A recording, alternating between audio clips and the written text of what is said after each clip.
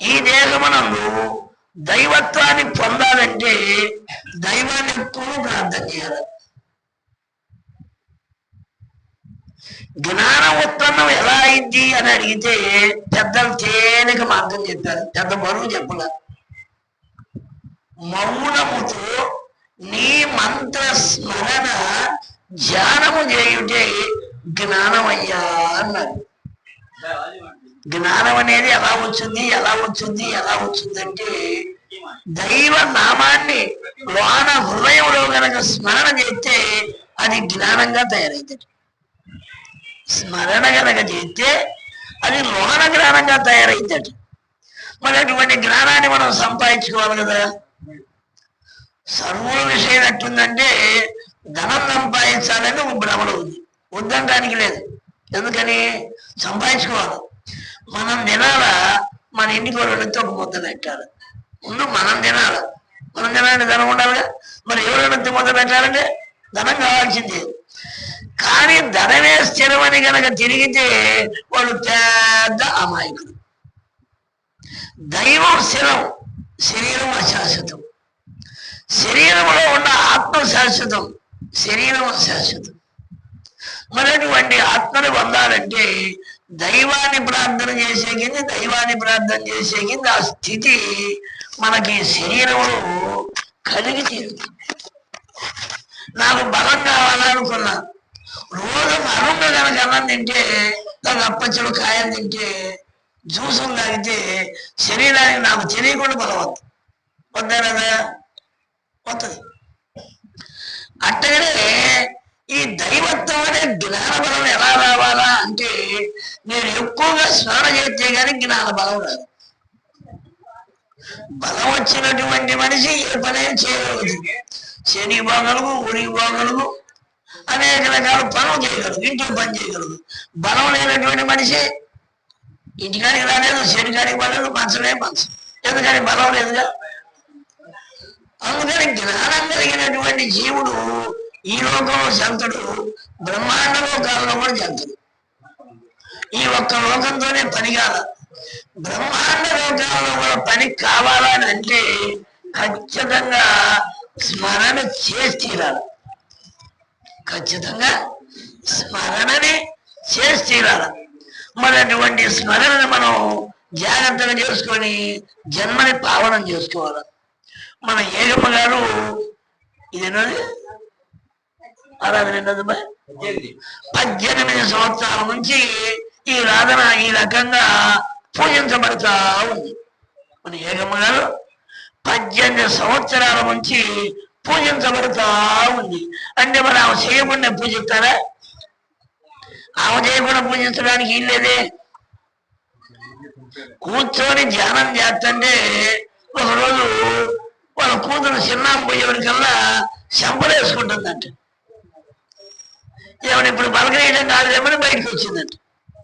తెల్లారి అడిగిందంట, ఏమన్నా వారు రాత్రి చెంపలేసుకుంటున్నావు అని. ఏం చేసేది, దైవం నందు మనస్సు లీనం కావాలని నేను ఆలోచిస్తే ఈ మనసు అనేక దేశాంచారం తిరుగుతా ఉంది. దీన్ని ఎన్ని మాట పెట్టినా ఎన్ని మాట చెప్పినా దీనికి బుద్ధి రాలేదు, అందుకని చెంపకేసి కొట్టుకున్నాను అందట. అంటే ఆమె మనస్సు ఆమె కలింగాటం కోసం ఆమె శరీరాన్ని ఆమె పెట్టుకుంది.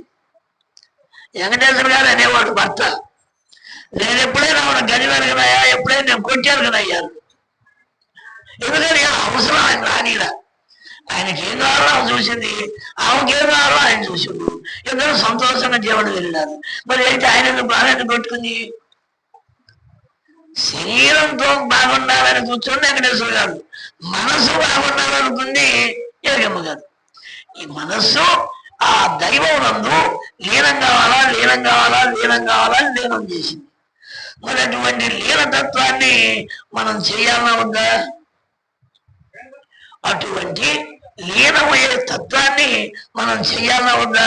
ఇప్పుడు 18 సంవత్సరాల నుంచి పూజించబడతా ఉంది. మరి ఈ ఊళ్ళో ఇంతకన్నా ఆస్తిపరులు లేదా?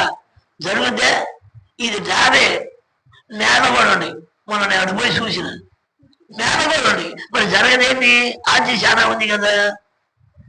ఈ ఆస్తి ఉన్నందువల్ల జరగదు. జ్ఞాన ఆస్తి కావాలి. అది గురువుని చేరుండాలి. గురువుని చేరకున్న జ్ఞానార్జునన్నా అది చెల్లేది కాదు. ఎందుకంటే చెల్లేది కాదు. బాగా భక్తి చేసిన పూజించాలంటే గురువు గారు వచ్చే పనే లేదు. గురువు గారు లేడు, దైవ కార్యమే లేదు. సత్యంగా చేసిన వ్యక్తి కానీ జ్ఞానంగా తయారు కాదు. ఇది శాస్త్ర ధర్మం. నేను చాలా మందిని చూసిన, భక్తి చేసేవాళ్ళు, బాగా చేసేవాళ్ళు చూసిన. ఎంత చేసినా హరిహోమంటానికి మాత్రం అవకాశం లేదు. గురువు పూజించడానికి మాత్రం ఆస్కారం లేదు. కారణం ఏంటి? గురు భక్తులు రావాలంటే ఆ ఉద్యోగంలో వాళ్ళకి ఉద్యోగం ఉండాలి. గురువు అనే కాడ మంత్రం తీసుకొని ఉద్యోగం ఉండాలి. వాళ్ళకి అర్హత కానీ ఉత్తములకి అర్హత ఉందని పెద్దోడు మహాత్ములంతా చెప్పల. నేను కళతో నేను చూసిన, జరగల వాళ్ళకి.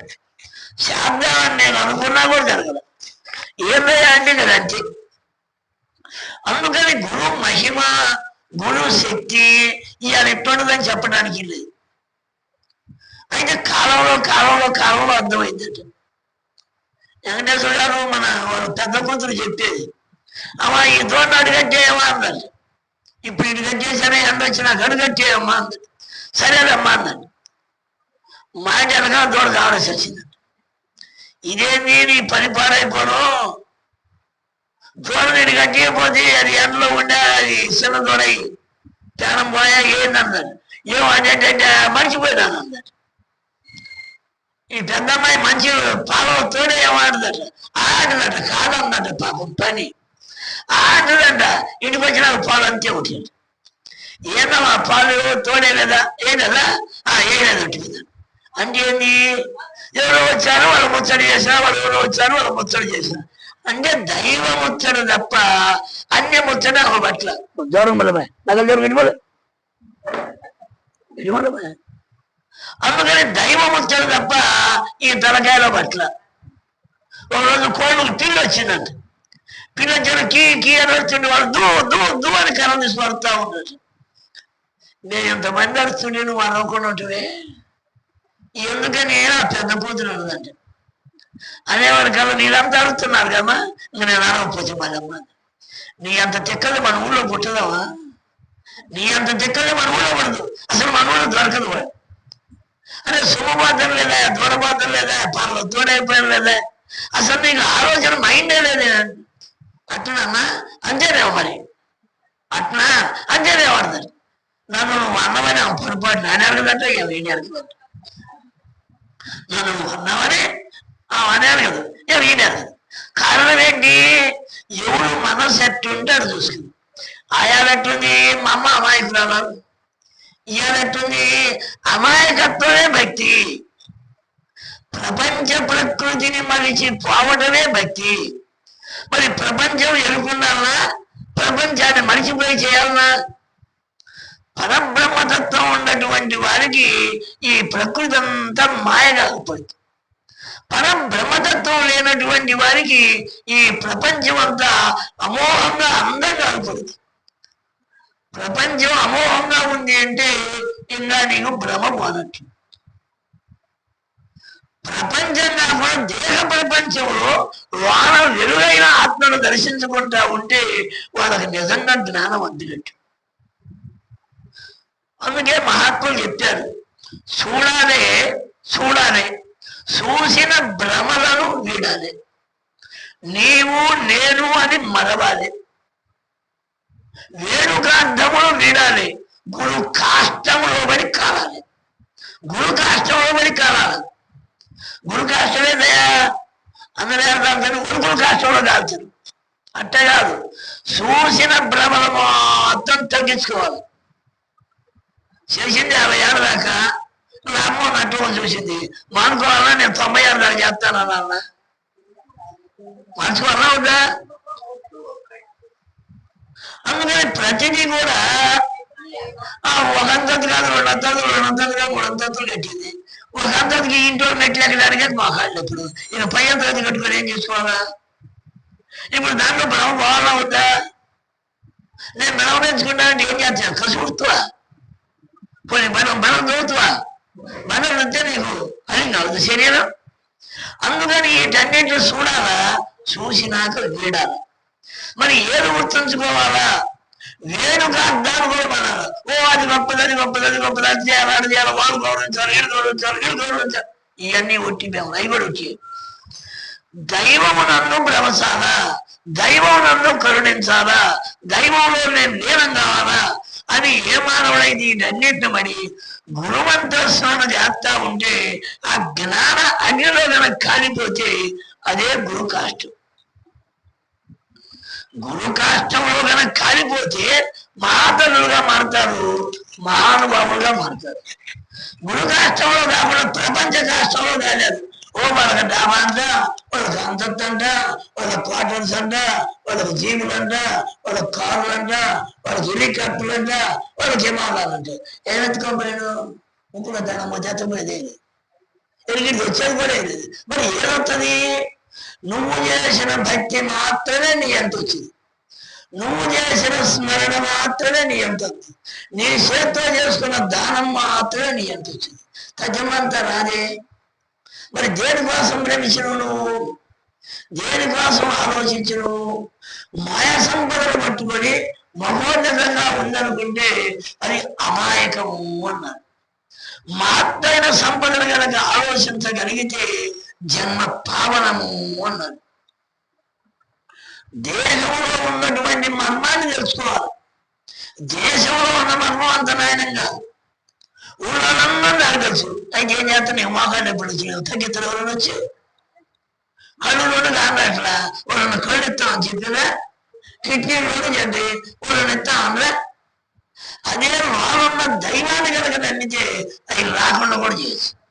ఎందుకంటే వాడు శక్తివంతుడుగా. అందుకని ఈ లోకంలో దైవ స్థితి కలిగి దైవాన్ని నమ్ముకున్నటువంటి వాడు నిజంగా దానికి ఈ బాహ్య సంపద అంతా ధనం అనుకున్నాం కానీ నిజం సంపద కాదు. కానీ రాజులు గెలవని రాజ్యములు ఏమి ప్రముఖులు సిరిని మూట కట్టుకొని వెళ్ళిరి అన్నారు. మరి ఏ మూట కట్టుకెళ్ళారు? జ్ఞానాన్ని మూట కట్టుకొని వెళ్ళారు. జ్ఞానాన్ని మూట కట్టుకెళ్ళిన వాళ్ళు ఎన్నాళ్ళ నుంచి ఉన్నారు? 20 లక్షల సంవత్సరాల నుంచి ప్రహ్లాదుడు, 9 లక్షల సంవత్సరాల నుంచి శబరిది, 9 లక్షల సంవత్సరాల నుంచి గురువులు, 6,000 సంవత్సరాల నుంచి ద్రౌపది ఉంది, 6,000 సంవత్సరాల నుంచి ప్రహ్లాదుడు, కుచేరుడు. మరి కథవడంతో ఏమైనట్టు? చాలా మంది రాజ్యం వెళ్ళారు కదా. ఏడు వాళ్ళంతా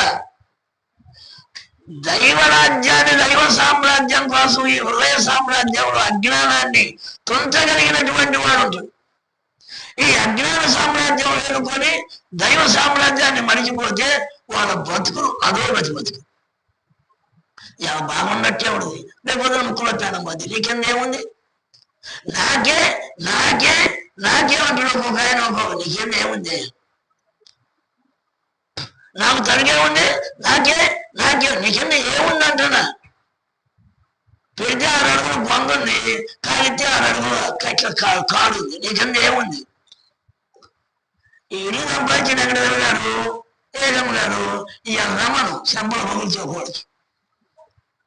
మా అమ్మ సంపాదించి మాకిచ్చింది, మయ సంపాదించి మాకిచ్చిండు, మాకు పిల్లలు కలవాలి, పిల్లలకు పిల్లలు, ఈ అత్తిలోకి నాలంటే వచ్చి నీ ఊరుకుంటామని మర్యాద శంప కలిగింది వచ్చే. మరి అడిగిన తాను చేసుకున్న పుణ్యం ఉంటే ఎంతకైనా ధనం ఇంట్లో కొట్టవచ్చు. తాను చేసుకున్న పుణ్యం కనుకుంటే ఈ ధనం చిన్నది, ఇంకా పెద్ద ధనం ఇంట్లో కొట్టవచ్చు. తాను ఓడికి చేయాల ఎడగొట్టాలా? ఏమి లేడు అడుక్కునేవాడు కానీ కొట్టాలి. నేను ఒక మహానుభావుడు చరిత్ర చెప్పిండు. ఒక ఆయన ఇట్లాంటి ఇంటి ముందు భవతీ నిక్షాంత అని వచ్చిందంట. ఇంటి ముందు ఒక ఆయన పేపర్ చదువుకొని కూర్చున్నట్టు. ఏమో ఉన్నవా అన్నట్టు ఇంటి యజమాని. ఏందన్నాడు? 3 జన్మలు ధరించి వచ్చింది కానీ అమ్మతే అన్నమే అన్నట్టు. ఆ ఇంట్లో చేసుకొచ్చింది, అన్నం వేసింది. ఈ పేపర్ చదువుకుంటే చూసేవాడికి పోలా పాపం, ఆ బిచ్చిగాడు పోలా. ఏంటిదా అమ్మగారు అన్నం పెట్టలేదా అన్నాడు. ఆ పెట్టింది అమ్మగారు పెట్టినాడు. మరి ఏంటి శాంతి పెట్టి ఎందుకున్నావు అన్నాడు. ఇందాక అమ్మగారితో 3 జన్మలు దరిద్రులు అన్నావు కదా, నాకు అర్థం కాలేదండి. ఓ అట్టనారా, నువ్వు భగవంతుడు నీకు ఇచ్చిండు, నీ చేతితో ఓడినట్ల భగవంతుడు ముందు ధనాన్ని ఇచ్చిండు, ఆ జన్మలో నువ్వు ఓడినట్ల. అందుకని ఉన్న దరిద్రుడు, ఉన్నవాడు దరిద్రుడు ఓడికి పెట్టవుగా. ఈ జన్మలో లేదు, లేకుండా పెట్టు, ఎల్లప్పుడూ అనుకోండి ఈ జన్మలో కూడా ఓడికి పెట్టు, ఈ జన్మ దరిద్రుడు. మరి రేపొద్దున వచ్చేటప్పుడు కూడా 3 జన్మలు కూడా దరిద్రుడు అన్నవాడు. అయ్యా నీకు దండం పెడతాను, నా దరిద్రం అంటే మాత్రం చెప్పాయా అన్నట్టు. అదే నీకు ఎంతమందిలో సంతానం అన్నట్టు. నాకు 4 సంతానం అయ్యా అన్నట్టు. ఎప్పుడు దాకా అడుక్కుంటారా అన్నాడు.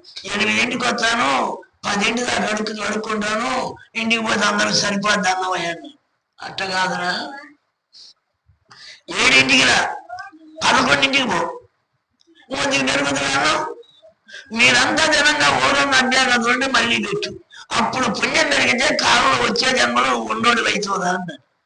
అయ్యా నీకు దండం పెడతాను, ఇక నా జీవితం అంతా అట్నే చేస్తానని చేసిందట. మరి మనం ఉన్నదాంట్లో దానం చేయాలా? ఏంటి దానం చేసేది? మాది డాబాయినాయా, మా ఇంటి పక్క వాళ్ళ నేడాయా, వాళ్ళే చేయట్లా, నేనే చేస్తానంటే. మాది డాబేనా, వాళ్ళంతా వాళ్ళే చేయరా, నేనని చేస్తా. మా 1 కోటి రూపాయలు డబ్బులు ఉంది, వాళ్ళకి 5 కోట్లు 5 కోట్లు మనం ఇచ్చినాడు కూడా ఇచ్చినట్టు. మరి వాళ్ళంతా రత్న సంపాదించండి, నేనేం చేయాలి? ఈ జన్మలో అదివరకు పుణ్యమని వచ్చింది, ఈ జన్మ దట్టలేదు కదా, దరిద్రులై పుట్టాల్సిందని పెద్దలు నిర్ణయం చేశారు. అందుకని పెద్దలు చెప్పినటువంటి మహత్తరమైన మహావాక్యంగా మనకున్న దానిలో కాదని కాకండి, లేదని కాకండి, ఉన్న దానిలో కట్టండి. గురుగారు చెప్పిన నడుమలు ఉండదంతా పెట్టేది, మళ్ళీ అలసాట్లు వస్తాయి. అలసాట్లు రాకూడదు, ఉన్నదనం రాకూడదు. మనకు ఉన్నదానిలో పెట్టకుండా ఈ జీవితాన్ని ధన్యం చేసుకోవాలి, ఈ జీవితాన్ని ధన్యం చేసుకోవాలి. అందుకని జాగ్రత్తలో జాగ్రత్త ఉండాలి. ఒక ఊళ్ళోనంట శంకరాచార్యులు వారు ఉన్నటువంటి టైంలో ఇట్లాంటి ఇంటికాడికి విచారణకు వచ్చిండు ఆయన. 10 ఏళ్ళ పిల్లగాడు. భౌతిని ఇట్లాంటి మాత అన్నపూర్ణేశ్వరి అని స్వామి ఆగండి అన్నదట. ఇంట్లోమా స్వామి ఆగండి అన్నది. సరేమని ఆగింది. మరి ఆగమని నాకు పోమంటేట. సరేమని ఆగింది. ఆ అడు చూసి పచ్చి ఉసిరికాయ కాదు, ఎండు ఉసిరికాయ కాదు, అటీడుగా అనేటువంటి ఉసిరికాయ చేసుకొని జ్వరలేసి శివార్పణ వల్ల అన్నం పెట్టిందండి. ఏదైనా దానం చేసేటప్పుడు మనం అర్పణ చేయాలి. శివుడికో, రాముడికో, కృష్ణుడికో, గురువు గారికో, జగన్మాతలో ఓడన్న కానీ అర్పణ దానికన్నా చేస్తే దాని ఫలితం తెచ్చొద్దండి. అది చేసేవాడికి ఏం జరిగింది? ఈయన పైకి చూసిందంటే శంకరాచార్యుడు వారు పిల్లగాడే, 10 ఏళ్ళ పిల్లగాడే, పైకి చూసి కనకదార సూక్తాన్ని చేసిందండి. జగన్మాత లక్ష్మీదేవి దర్శనం అయిందండి. జగన్మాత లక్ష్మీదేవి దర్శనం కాగానే ఏమయ్యా అందంట, ఈ అమ్మ నాకు ఈ ఉసిరికాయ వేసినది, మరి ఏమెత్తావు అన్నట్టు. ఆ ఉసిరి కింద కనదట, బండి బంగారు ఉసిరికాయ ఇంట్లో కూర్చుంది. స్వామిని పోయి ఇంటా పోయి కాలమే పడింది. అమ్మా నేనే లేదు, నీ భావన పెద్దది, నీ పుణ్యం చేయాలనే ఆలోచన పెద్దది, నీ ఆలోచనకి ఇంత సొమ్మైంది అన్నట్టు. మరి ఉసిరికాయ ఎందుకు వేసింది? వాళ్ళ భర్త నిత్యాగ్న పోయినట్టు. ఇంట్లో అత్తుండోడు కాదు, వాళ్ళ భర్త నిత్యాగ్న పోయినట్టు. నిత్యాగ్న పోయినటువంటి ఆమె కూడా నేను దానం చేయాలని కోరుతుంది. మరి కొందరితో వచ్చిన అయ్యా పొద్దునే వచ్చింది, ఆ పొద్దునే రాముడు వచ్చిన అయ్యా సరే పోయేటప్పుడే వచ్చింది, ఇప్పుడు రాలా అని కాదు. వచ్చిన అయ్యా 50 ముళ్ళంతా భూమై దాంట్లో పనిచేసి వచ్చి ఇప్పుడే పెట్టామని సంతకాలు. మరి ఎప్పుడు పెట్టింది? నేనన్నా ఈ మాటలు, నేనన్నా ఆడాలా? ప్రతి మాట ఎన్నదాన్ని జాగ్రత్తగా తలకాయలు ఉంచుకుంటా. అమ్మ తెలివి అంతుందా అని, అమ్మ తెలివి అంతుందా అని అనుకుంటా. అంటే పెట్టదన్నమాట. నేను ఒక కథ చెప్తాను. ఒక సాగుకారి భార్య మంచి భక్తురాలు, ఇతను మంచి కంపోస్టుడు. భార్య బియ్యం టిక్కీలు పడుకోవాలన్నట. ఈ రోజు కుక్కేసి ఆ మోమైనది పోతున్నట తెపాలు. అయ్యమన్నారా వాడు వచ్చి నిత్యం చేస్తే తిరిగడ కనుక వెళ్తే 2 తిరిగడన్నా మేము తగ్గుతాడు. ఎవరు కనుక 30 అన్నం పెడితే మేము తగ్గుతాడు. వాడు తగ్గి చూడండి బాగా తింటాడు మారాదు. అయితే ఏం జరిగిందని ఇట్లా కాలం పెడతా ఉంది. కొంతకాలం గడిచినాక నారాయణమూర్తి చూసిందంట. పురంధరదాసు వాడి పేరు. నారాయణమూర్తి చూసి అది వరకు జన్మలో పుణ్యం ఉందేమో భవతీ విక్షాదేశం వచ్చిందంట. కొట్టు కాడికి 2 కోట్లు ఏంటది కొట్టుకాడికి వచ్చాయా కొంచెం తీయంగా వచ్చిన దేవపేదాసుడు ఇప్పుడే వచ్చిన వాడంట. 10 ఇంటికి మీద ఇప్పుడే ఇంటికి పోతుంటే మళ్ళీ ఇప్పుడే వచ్చిన వాడంట. ఈ రకంగా 6 నెలలు తిప్పినంట. కానీ కూడా లేదంట. 6 నెలలు తిప్పిన 7 నెలలు వచ్చిందంట. ఎందుకు వచ్చినప్పుడు పిల్లగాడిని తీసుకోవచ్చిందంట. మా పిల్లగాడి ఒడుగులు చేయాలయా, నువ్వు ఏదైనా దానం చేయా, నీ చేతితో చేస్తే నేను ఒడుగులు చేసుకుంటానయ్యా అన్నట్టు. 6 నెలల తర్వాత ఒక బొక్క కాని వేసిందంట. 6 నెలల తర్వాత ఒక బొక్క కాని వేసిందంట. పోయి మహారాజు మంచోడయ్యా, బొక్క కాని వేసి నీకు ఇబ్బంది లేదు ఏమని ఆ కాని తీసుకొని వాళ్ళ భార్య కాడికి వచ్చింది. అమ్మా మా పిల్లగారు ఒడుగులు చేయాలా, ఇలాగా నీ చేతితో నీ అమ్మా అంటే నేనేమి ఇచ్చానయ్యా, నా భర్త నాకేమో కొంత పోతాడు, కూరగాయలు ఆయనే చేస్తాడు, నేను కనుక గంట కూర అయితే నా కూరలు కారం తింటలేనండి. ఎట్టన్నా నీ చేతితో ఇవ్వమ్మా అన్నాడు. నా కానీ ఏముందయ్యా అన్నాడు. నిన్న గడిచిన హత్య లేదా అన్నాడు. ఆ ముక్కలను గులాకిందయ్యా అన్నాడు. ముక్కలను గులాకిందయ్యా అన్నాడు. అంటే దాన్ని ఇవ్వమన్నాడు. ఆయన నారాయణమూర్తి ఎవరు, భక్తులు ఎవరు, ఎమ్మటి తీసినారంటే ఆయన చేతులు పెట్టి అమ్మా ఈ జోల, ఈ శటికలు, ఈ సితారు, అక్షయ పాత్ర ఏమేమి పెడుతున్నా మళ్ళీ వస్తాడు. మళ్ళీ వచ్చినప్పుడు ఆలోచిద్దా అని పోయింది. పారిపోయాడు ఈ భర్త కమ్మటానికి పోయింది. కమ్మరాదు భర్త కాడికే పోయినాడు. భర్త కాడికి పోయా ఈ ముగ్గురు ములాకి ఒక మాతని ఫలాని ఇంటికాడ ఇల్లాయా, మహారాజు మంచి బుద్ధిమంతురాలు, ఎట్టన్నా కానీ మరి ఈ తీసుకొని డబ్బులు వేయాలి.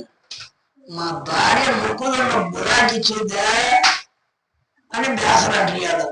ఆ బ్యాసర ఇచ్చిందా నీకెందుకే నడుగుతాయా, నేను ఇంటికి పోయి డబ్బులు తీసుకొస్తా, డబ్బులు ఏమన్నా అడుగుతాను చేసి దాని వచ్చిన ఇంటికి నీ ముక్కులో బ్యాసరేది, నీ ముక్కులో బ్యాసరేదని ఏమో భయం పుట్టింది కొడతాయి. నా ముక్కులో బ్యాసర లేదయా, కొంచెం 2 నిమిషాలే నేను పోతే నేను పోరా, నేను పోతే నేను పోనా. అయితే ముగ్గురు బేసరే కదా, అదే మేము బేసరాడు అంటే అదే ఏరియా ఇందాక తుడిచెట్టు గారు ఫోన్ చేశాను. మరి అది పోయింది ఎవరు పోదాం. తుడిచెట్టు తిరిగితే చుట్టూ తిరిగితే ఆయనకే దొరికింది ముగ్గురు రాజు, ఆయనకే దొరికింది పురంధరదాసు. అయితే ఇది జాగ్రత్త పెట్టుకో అన్నాడు. గౌరవం ఇచ్చినాడు. ఈ కొట్టుకాడికి వచ్చింది. ఈయన లేడు, ఆ పిల్లగాడు లేడు. 3 నెలలు వచ్చినా ఆయన రాదు. ఈ జోల అన్నాడు ఫలానా ఒక పిల్లగాడిని తీసుకోవచ్చుడయ్యా, ఈ జోల అక్షయ పాత్ర చిటికలు ఎడబెట్టిపోయినాయ్యా. ఓహో అట్ట నా విశేషం మంచిదేను అనుకోని అక్కడి నుంచి ఏదయ్యా బియ్యం పొందాను లేదు, నేను మోసుకొని ఎట్లా వచ్చేట్టు వండుకోవాలి. ఓహో మా ఆయన నాకు మంచి అవకాశం ఇచ్చినాడు, మరొక దాంట్లో వాళ్ళని మెరకం తగ్గి ఎందుకు పెట్టినామంటాం లేదట.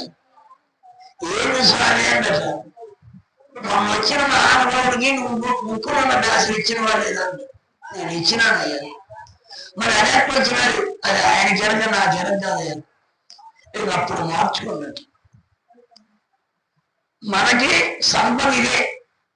ఈ సంపద అంతా తీసేద్దాం, ఈ రోజు కొట్టు పంచేద్దాం, నారాయణమూర్తి నామం చేసుకుంటే భజన చేద్దాం, జీవితం జోడేసుకొని అడుక్కుందాం. సరే నీ ఇష్టం అయ్యాను.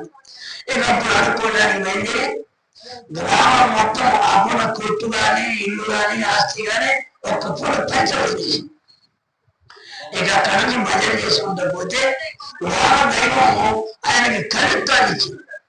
పురంధరదాసు కీర్తనలని కొన్ని వేల కీర్తనలు రాసి వదిలేసి మరి ఆ వాగ్యకాలంలో కర్ణాటకలో మహానుభావుడుగా ప్రకాశించింది. ఎందువలన దైవ సంపాదన వచ్చింది కనుక. మరి దైవ సంపాదన సంపాదిద్దామా, బాహ్యమైన సంపాదన సత్యంగా సంపాదిద్దామా? ఏ సంపాదన చేద్దాం? దైవాన్ని వదిలిపెడదామా, దైవాన్ని పట్టుకుందామా? దైవ సేవ చేద్దామా, సంసార సేవ చేద్దామా? అందుకని మనం తెలుసుకొని మహాత్మను విచారించి ఈ జీవితం అంతా కూడా అటువంటి మాత్రమైన స్థితిని సంపాదించుకొని సర్వుడు ధన్యుడు లాంటివి అందరూ కూడా మూల కారణమైంది. కనుక అటువంటి మహాస్థితిని మనం అంతా కూడా చక్కగా సంపాదించుకొని ధన్యుడు రావటమే మూల కారణం. సరే, నా సత్సంగాన్ని రాకుండా ఆయనకు మళ్ళీ చెప్పుకున్నాం అన్నం తిన్న తర్వాత. జై